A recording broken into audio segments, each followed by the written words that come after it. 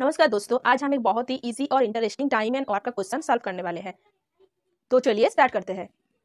ए कोई काम 8 दिन में करता है और बी वही काम 5 दिन में कंप्लीट करता है, तो दोनों मिलकर वो काम कितने दिन में कंप्लीट करेगी। दोस्तों, इस टाइप का क्वेश्चन में सबसे पहले हमें एक दिन का वर्क फाइंड करना होता है। तो ए का एक दिन का वर्क है 1/8, बी करता है 5 दिन में, तो बी का एक दिन का वर्क है 1/5। यानी ए एक दिन में काम का 1/8 हिस्सा करता है और बी एक दिन में 1/5 हिस्सा करता है। तो दोनों मिलकर एक दिन में कितना काम करेगी? 1/5 प्लस 1/8। 8 और 5 का एलसीएम कितना होगा? 5 8 से 40, तो 40 होगा। उसके बाद 8 5 से 40, तो 5 प्लस 5 8 से 40, 8 5 8 जो बोलेगा तो 13/40। यानी दोनों मिलकर एक दिन में काम का 13/40 हिस्सा करता है।